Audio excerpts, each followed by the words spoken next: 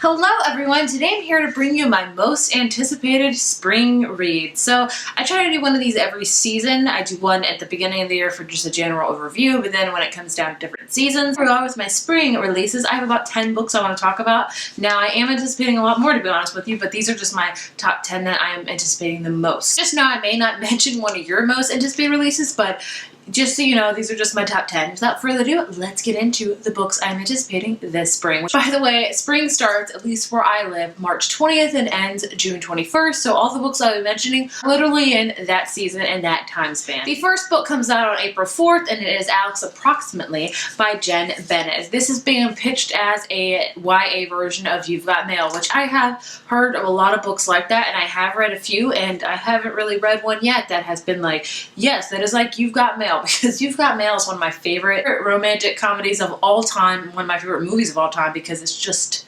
amazing. I mean, Meg Ryan and Tom Hanks, what more do you need? All about a girl named Bailey who is a film buff, and she meets this guy named Alex on this app, and they start talking and they have feelings for each other, only they live on opposite coasts. Alex is really for meeting Bailey because he knows that her dad lives kind of near him in the California area, and Bailey's really opposed to that because she's had some experiences in the past with meeting strangers and it hasn't gone down so well, so she's not really, looking to meet him in particular.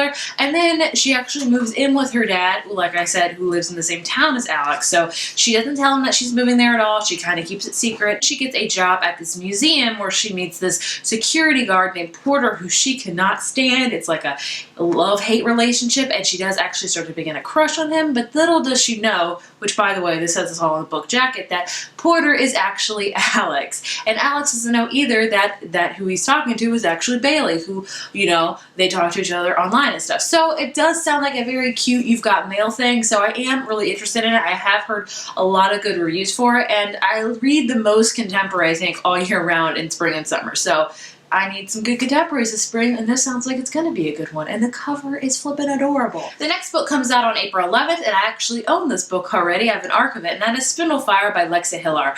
I have been waiting to read this until it comes out, so I'm probably reading it at the tail end of this month, hopefully, or the very beginning of April. This is, I don't know too much about it. This is the first book in a new duology, so I'm excited about that. Because duologies is just the craze now, and I really enjoy them, actually, so I'm happy about that. I believe this is a retelling of Sleeping Beauty, only darker, much more mysterious, set in this fantasy world. So I'm excited for it because I love retellings and I love Sleeping Beauty. I love Sleeping Beauty. So I'm excited to see how it's going to be, because Sleeping Beauty, when you think about it, and a lot of the other Disney movies are kind of dark when you really think about the villains and stuff. So it's going to be interesting. The next book comes out on April 25th, and that is The Whole Thing Together by Anne Brashears. If you didn't know, Anne Brashears wrote the Sister of the Traveling Pants series, which is one of my favorite series of all time. I love that series. This is a new contemporary. I think it's a standalone. It's about Sasha and Ray, who always spend their summers on their Long Island beach house, only they have never met. Sasha's dad was once married to Ray's mom, and together they had like 3 daughters. The marriage ended really brutally and really just not that great, but neither of them can let go of the beach house. So there are now two different families. So it's all about that. It sounds like a very mixed family type of book because we have this marriage that really ended brutally, but they don't want to let go of this beach house. So I think they take turns with it, or I don't know if they live in it all together this summer or something. But the back of the book says this book is all about family, relationships, keeping secrets, and love. So I am really excited for this one because I love Anne Brashears, and she writes such good friendship novels, such good family novels. So I'm very excited for this one. I get another contemporary. I think a lot of these on this list are contemporary, and like I said, I read a lot of contemporary in the spring and summer because those are mostly my contemporary months, and I love it. On May 2nd, I have the only adult book I'm talking about, and that is Into the Water by Paula Hawkins. If you don't know who Paula Hawkins is, she wrote The Girl on the Train, which I read last year, and I really enjoyed it. It was my first ever thriller novel, and it is by far still my favorite. And that's kind of controversial because a lot of people don't like The Girl on the Train. I, however, really did like it, so I'm looking forward to this book a lot. This book, I don't know too much about it. It's about a single mother that turns up dead in the river that runs through the whole town, like connects the whole town. And earlier in the summer, a teenage girl who had a lot of trouble also ended up dead in this river. So apparently there's a lot of deaths that happen in this river, and this river kind of has this history of deaths, and every time, you know, there's a death, it kind of sparks up its history even more, which is very, very interesting. And left behind from the single mother is a 15-year-old girl whose aunt has to come in town to take care of her, and she does not want to come back to this town. It's bringing up a lot of bad history and a lot of bad past for her. So it's all about that, about these deaths. I'm guessing they're probably going to explore it more. I don't know. I really am excited for it because I like Paula Hawkins, The Girl on the Train. So I'm excited for this one, and I hope it's going to be as great as that one, but you'll never know because this is her second book, and her first book was explosive, and a lot of people talked about it. So this is going to be interesting because, you know, you have all this weight on you, like, read another amazing book. Well, either way, I'm still excited to read it, and hopefully it'll be awesome. So May is a huge month for releases. I say it's probably the biggest month in my opinion. There are so many sequels, so many amazing books to come out. It's definitely going to be my favorite month for reading because I'm so excited about it, but I'm also very daunted by it because of the sheer amount of books that are coming out that I want to read. So May is going to be a fun yet scary month, that is for sure. Next book, it comes out on May 2nd. And that is Always and Forever Laura Jean by Jenny Han. This is the third and last book in the All the Boys I Loved Before trilogy by Jenny Han, which I love. Look at the covers if you don't know what this trilogy is about.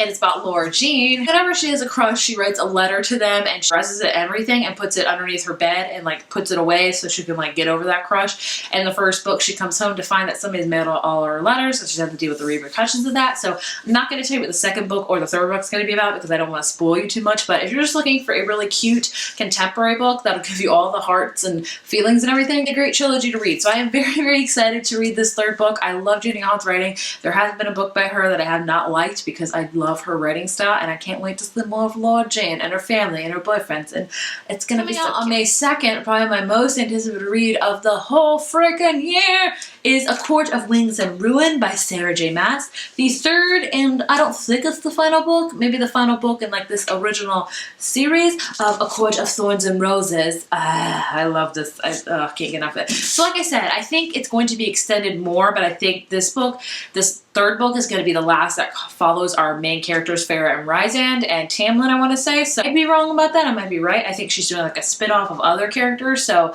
I don't know. Is this going to be a trilogy still, or is she's going to continue off to do a spin-off things? I'm not sure.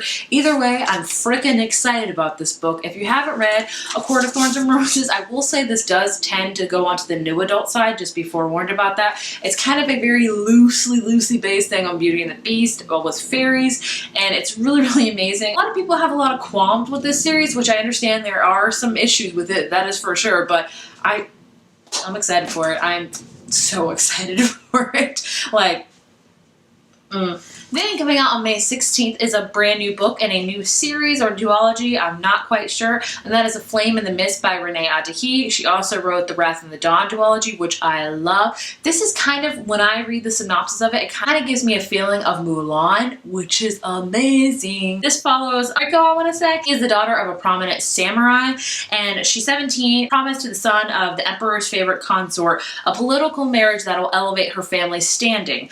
And she's on her way to like this adjoining like place, and then very nearly misses an ambush by this dangerous gang known as the Black Clan, who she learns is out to kill her. So she starts dressing as a peasant boy, and she sets out to infiltrate the Black Clan to learn more about why she has this price on her head, why are people after her. But then she starts moving up in the ranks of the Black Clan, so she's starting to like really infiltrate it and get more into it. She's pretending to be a boy when she's not. She's pretending to, you know, be a part of the Black Clan when she's really not. So it sounds like it's gonna be amazing and epic and an awesome kick butt female. So yeah, I'm excited for it. Moving on to May 23rd, another one of my most anticipated releases of the year is going to be Lord of Shadows by Cassandra Clare. This is the second book in the Dark Artifices series. Lady Midnight was the first book, which came out last year, which was one of my favorites.